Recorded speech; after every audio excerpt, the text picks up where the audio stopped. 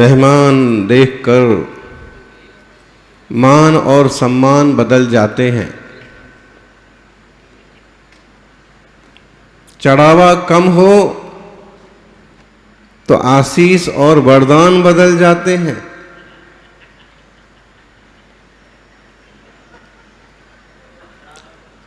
वक्त पर मन की मनोकामना पूरी अगर ना हो, वक्त पर मन की मनोकामना अगर पूरी ना हो तो भक्तों की भक्ति और मंदिर के भगवान बदल जाते हैं। इसका संदर्भ यही है कि लोग आज किस तरह की प्रवृत्तियां करते हैं। मेहमान देख करके मान और सम्मान बदल जाते हैं। मेहमान अगर ऊंची क्वालिटी का है तो मान उस ढंग का होता है, पीले वाले सिंहासन पर बैठाया जाता है। मेहमान देख करके मान और सम्मान बदल जाते हैं। देखो आप, मुख्यमंत्री को आपने क्या क्या उड़ाया पहनाया, राज्यपाल को भी क्या सम्मान दिया, क्योंकि यहाँ तो सबको ही लगभग अच्छे से सम्मान मिल रहा है। बाकी बहुत लोग ऐसे दोयम दर्जे तक का व्यवहार कर देते हैं कि अच्छे खासे समझदार आदमी को भी नीचे बिठा देते हैं। तो ऐसा होना नहीं चाहिए, लेकिन ऐसा होता है कि मेहमान देख करके मान और सम्मान बदल जाते हैं। कम हो चढ़ावा, कम हो तो आशीष और वरदान बदल जाते हैं।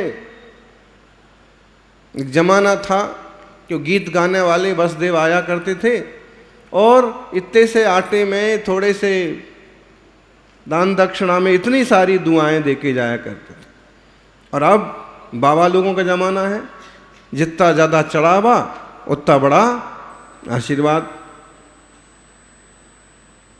तो चढ़ावा कम हो तो आशीष और वरदान बदल जाते हैं। वक्त पर मन की मनोकामना पूरी अगर न हो, वक्त पर मन की मनोकामना अगर पूरी ना हो तो भक्तों की भक्ति और मंदिर के भगवान बदल जाते हैं। भक्ति भी बदल जाती है, भक्ति करना तक छोड़ देते हैं और मंदिर के भगवान तक बदल जाते हैं। कल तक कोई और प्रतिमा थी और अब कोई दूसरी प्रतिमा। देखिएगा आप, जिनालयों को छोड़ करके दुनिया में भटकने वाले लोगों की भी कोई कमी नहीं है। वीतरागी भगवान की आराधना करते करते अगर उनकी कार्य सिद्धि ना हुई तो किसी भी देवता के चक्कर लगाने को तैयार है। आचार्य वादिराज स्वामी कहते हैं, चक्कर लगाना ही है तो अरहंत परमात्मा के लगाओ, जिनके चक्कर लगाने से जन्म जन्म का चक्कर मिट जाता है। दुनिया के देवता क्या देंगे? जिन्हें खुद चाहिए वो आपको क्या देंगे? दृगंत मुनियों की सेवा में जाओ, जिन्हें कुछ नहीं चाहिए। सौभाग्यशालियों, इस बदलती दुनिया में जिसने अपने ध्रुव स्वभाव को समझा, अपरिवर्तनशील स्वभाव को समझा, उसने सब कुछ समझा।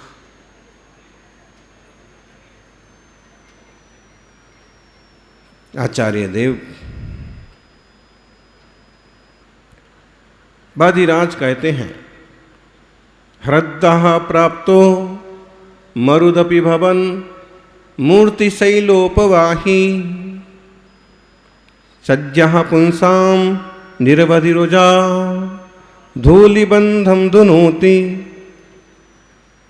ध्यानाहूतो हृदय कमलम यस्य तु तुम प्रविष्टस तस्या शक्य कह्य भुवने देवलोकोपकारा। देव, देव माने हे देव, जिनेन्द्र देव। जिनेन्द्र देव को भी देव बोलते हैं, क्योंकि वो देवाधिदेव हैं। देवाधिदेव तो इंद्र भी है, लेकिन इंद्रों से भी वंदनीय कौन है? अनंत परमात्मा। चार घातीय कर्मों का नाश करने वाले, घाती आघाती कर्मों का नाश करने वाली सिद्ध परमात्मा। ऐसे हे देव, हे स्वामिन, भवन मूर्ति शैलोपवाही, आपके शरीर रूपी पर्वत के पास से बहने वाली मरुदपी, मरुत का मतलब होता है हवा, ह्रदः मनोहर हवा, आपके शरीर रूपी पर्वत के पास से बहने वाली मनोहर वायु भी प्राप्त करता हुआ पुंसाम निर्वधि रुचाम दूली बंधम धुनोती, आपके वायु के स्पर्श से निर्वधि रुजाम मर्यादा रहित जो रोग रूपी धूली है वो शीघ्र ही दूर हो जाती है। भगवान जिनेंद्र की भक्ति से, आराधना से सब आदि व्याधियां ठीक हो जाती हैं। अब एक सज्जन, वो केशु भाई, हाँ, तो 2-3 दिन से बहुत परेशान चल रहे थे कि बोले ऑक्सीजन लेवल बढ़ ही नहीं रहा है। इसका उनसे संबंधित कोई था, तो बोले कि आप सुबह जाएंगे कि शाम को जाएंगे, ऑक्सीजन लेवल बढ़ ही नहीं रहा है, आप आशीर्वाद दो। भगवान जिनेंद्र की शांति धारा की आशीर्वाद मिला। आज बड़े खुश दिख रहे थे, बोले कि जिसमें लग रहा था कि कितना समय निकलेगा, आज बढ़िया से बात कर रहे हैं वो।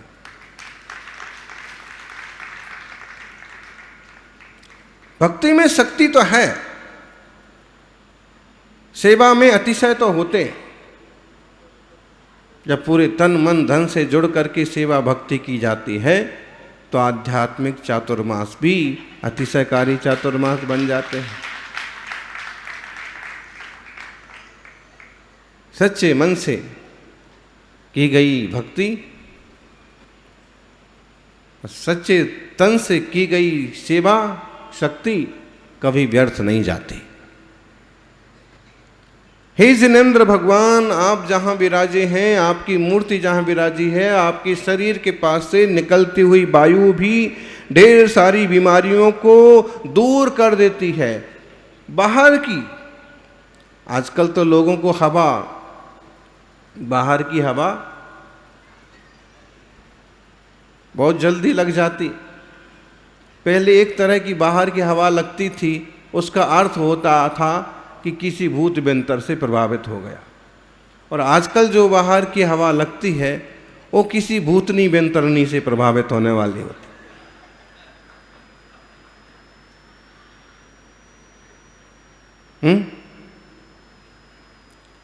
अच्छा, अगर इस तरह की चीजों से भी बच जाएं तो है फिर मोबाइल, इंटरनेट की हवा। कल एक बच्चे को लाए, माता पिता साथ में थे, छोटा सा 10-12 साल का बच्चा होगा। बताया कि पता नहीं 8-10 दिन से कैसी एक्शन कर रहा है, किस टाइप की एक्टिंग कर रहा है, सुनता ही नहीं है, जिस चाय को मारने को तैयार हो जाता है। फिर उसको हॉस्पिटल में भर्ती कराया, आप आशीर्वाद दो। तो हमने कहा कि मोबाइल छुड़ा दो। इसका आक्रोश का, इसकी इस तरह की प्रवृत्तियों का एक कारण होगा तो, और बाहर की कोई हवा नहीं रह गई आजकल। आजकल तो मोबाइल वालों से भूत व्यंतर भी डरते, यही सबसे बड़ा भूत हो गया। इसमें जिस टाइप के फंक्शंस आते हैं, जिस टाइप के प्रोग्राम्स आते हैं, उन्हें देख करके अच्छे अच्छे लोग भी बिगड़ जाते हैं, दिमाग खराब हो जाते हैं, भयभीत हो जाते हैं, पागल हो जाते हैं। मोबाइल जैसी चीज़ों का योग्य और उचित, जितना आवश्यक हो उतना ही प्रयोग हो, वहाँ तक तो ठीक है। अति करेंगे तो जिंदगी में भी बहुत नुकसान उठाना पड़ते। खैर, जब आपके शरीर के स्पर्श से आई हुई वायु से बीमारियां ठीक होती हैं, बिल्कुल होती हैं। 64 रिद्धिधारी मुनिराजों की जब चर्चा करते हैं, सिद्ध चक्र की आराधना होने वाली है। कहाँ गए संयोजक महोदय? हाँ, संयोजक तो ठीक, उनके पिताजी उपस्थित हैं। सिद्ध चक्र की आराधना बड़े मंगलकारी ढंग से, बड़े धूमधाम से होने वाली, और प्रत्येक वर्ग को उसमें जोड़ने की कोशिश जारी है।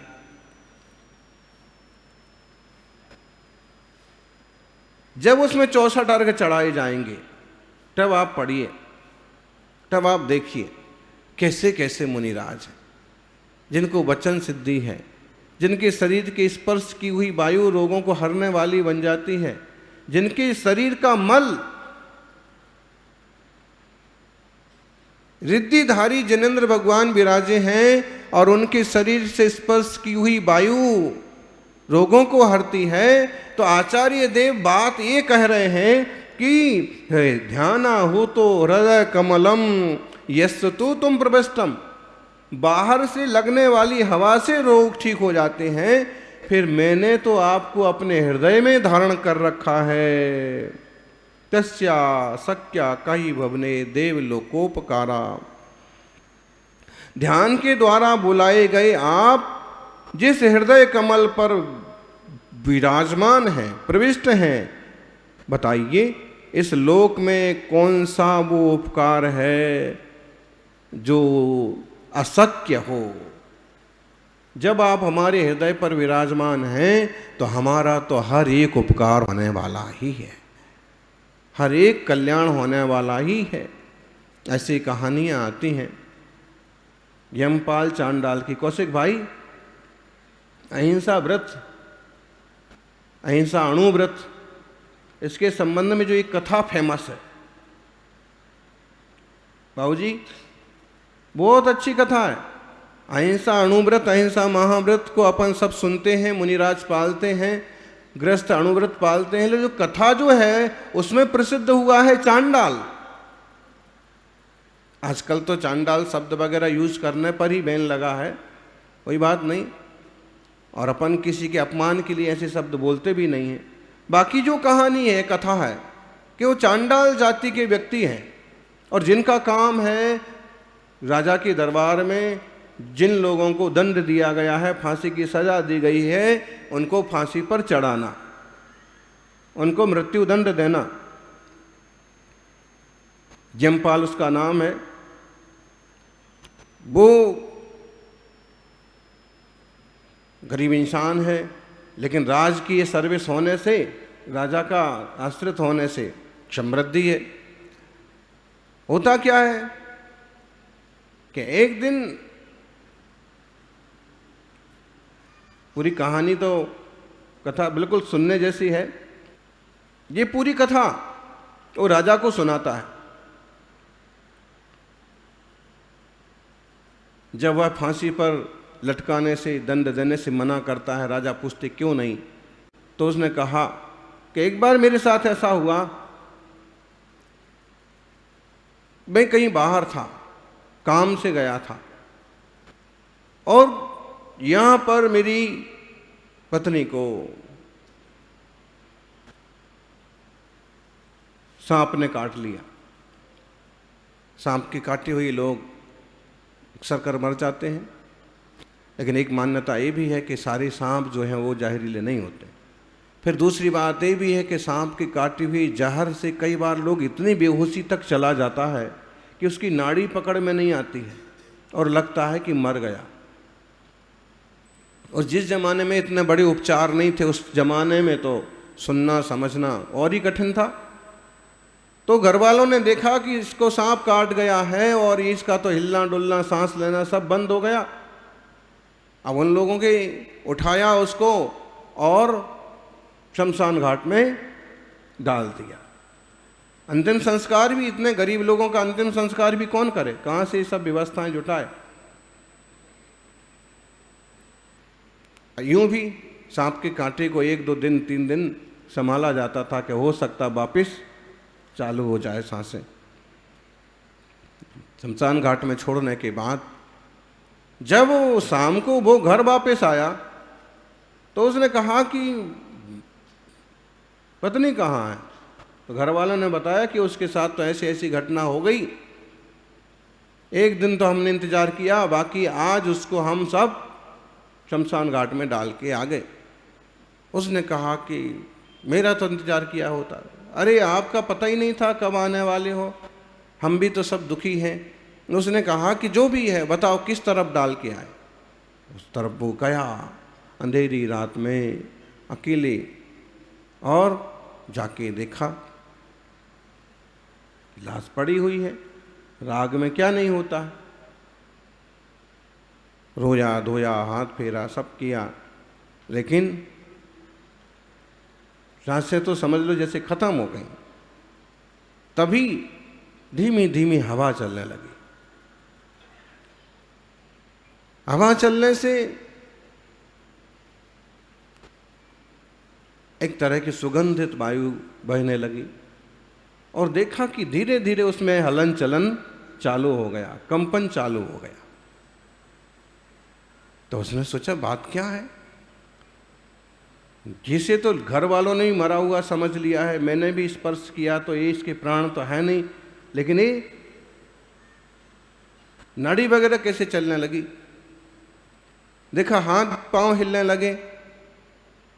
घंटे आधे घंटे में तो उसने आंखें खोल दी। शमशान का मामला, पहले तो डर लगा, लेकिन फिर भी सोचा कि कुछ ना कुछ बात है। जब तक ये हवा नहीं चलती थी, इस तरह की सुगंधित वायु नहीं आ रही थी, तब तक कुछ नहीं हुआ। लेकिन इसके बाद हो ना हो यहाँ कोई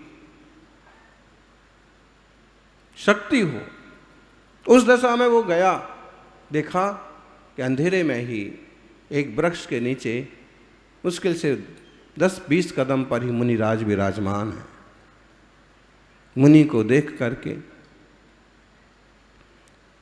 से आश्चर्य भी हुआ और आनंद भी हुआ। शमशान घाट में तपस्या करने वाले मुनिराज, मुनि तो निर्भय होते हैं, देह से विरक्त होते हैं, और उनको देख करके वो आनंदित हुआ, प्रसन्न हुआ, नमस्कार करने लगा। उसे ये समझ में आ गया कि इनके शरीर के स्पर्श से की हुई वायु से, सुना तो था कि संत महंतों में, मुनिराजों में बड़ी शक्तियाँ होती हैं, रिद्धियाँ होती हैं, लेकिन मरे हुए या मरण प्राय लोग भी जीवित हो जाते हैं। वो उसका प्रैक्टिकल खुद ही देख रहा था। फिर इतनी देर में तो काफी स्वास्थ्य लाभ हो गया। दोनों प्राणी मुनिराज के चरणों में नमस्कार करने लगे, बैठ गए। जाप ध्यान चिंतन मुनिराज का चलता रहा। सूर्य उदय का वक्त आया, फिर नमस्कार किया। मुनिराज ने आशीर्वाद दिया और उन दोनों ने कहा, हम लोग तो दुष्ट हैं, पापी हैं, अछूत हैं, आपकी कृपा से आज हमारी गृहस्थी बच गई, नहीं तो हम तो इनको तो मरा हुआ समझ के ही फेंक दिया गया था।